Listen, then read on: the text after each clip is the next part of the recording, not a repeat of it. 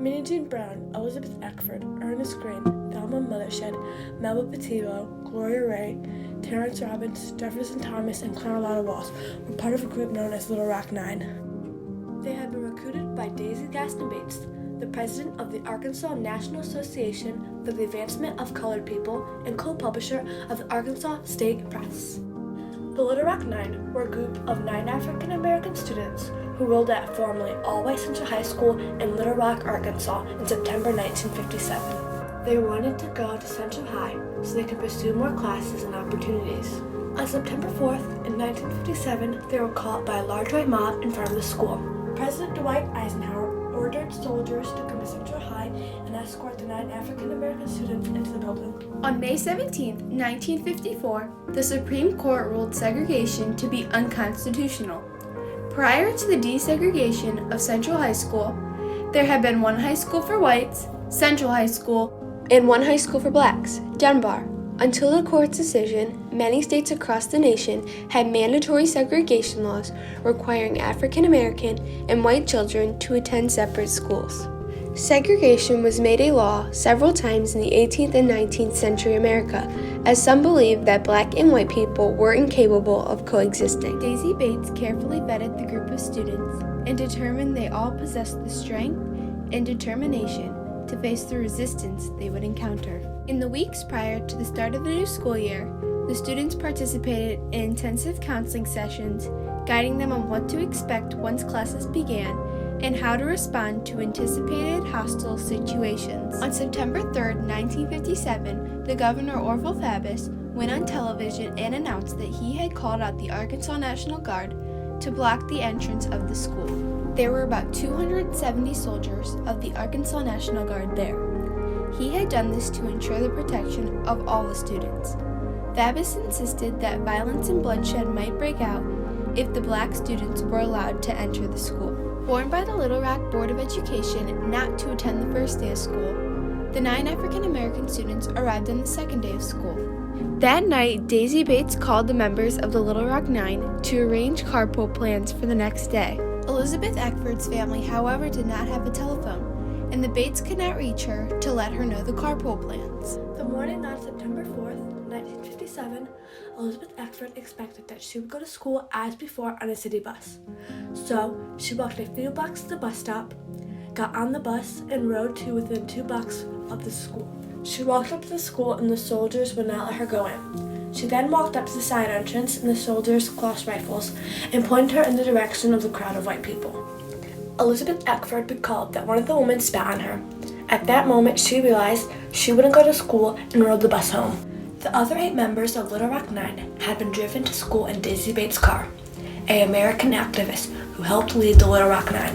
When the other 8 arrived, they encountered a large white mob of more than 1,000 people in front of the school, who began shouting, throwing stones, chanting racial abuse such as 2468, we ain't gonna integrate, and go back to Africa. Also, they were threatening to kill students, and they chased and beat black reporters who were covering the events. The mob started a riot, and the police decided to remove the students for their own safety. At about 10 a.m., they said, "You've got to come down to the office," and we went down into the basement.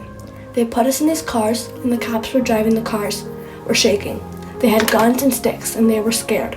Some of us were told to keep our heads down. The students did, however, manage to stay in class for 3 hours. Minnie Jean Brown thinks that they were afraid to look at the mob, at least she was. So, when they heard it, it was like at a sports event. The sound, the roar, but it was a roar of hatred, and just thinking about it makes her shake. The students did not come back to school for 18 days while President Dwight Eisenhower, Governor Fabbis, and Little Rock's Mayor Woodrow Mann discussed the situation. Over the 18 days, they had come to the conclusion that the students would return back to Central High and perform normal classes on September 23rd.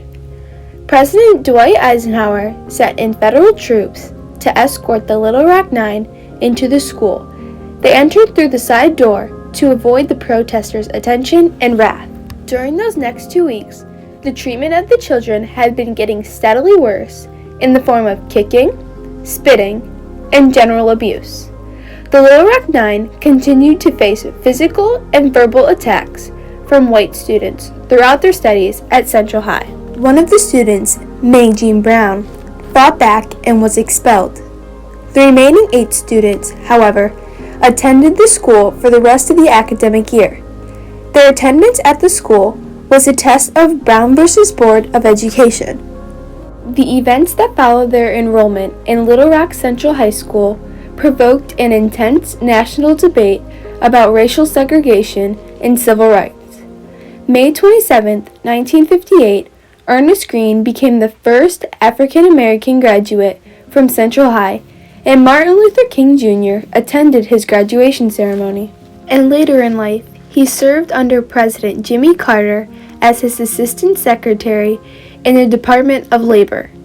Now, 62 years after the group of 9 teenagers, known as Little Rock 9, made history, there has been less segregation in schools and public places. 8 of the 9 students are still living today. Jefferson Thomas died in 2010 of pancreatic cancer at the age of 67. He was quiet, soft-spoken, and very unique. After graduating from Central High, he served in the Army in Vietnam, leading field campaigns against every enemy troop. He earned a business degree and spent his career as an accountant at private companies and the Department of Defense. The other surviving members continued to create their own personal achievements, such as Melba Patillo becoming a reporter for NBC, and Minnie Jean Brown worked under President Bill Clinton in the Department of Interior as the Deputy Assistant Secretary for Workforce Diversity. Therefore, the Little Rock 9 were a great inspiration and a big part of desegregation. For example, Little Rock Central High School today is about 2/3 African American and only 1/3 white. They have shown the world they have broken a huge barrier of segregation throughout history, and it has been shown. In 1999, President Clinton awarded the Little Rock 9 with the Congressional Gold Medal for their important role in the Civil Rights Movement.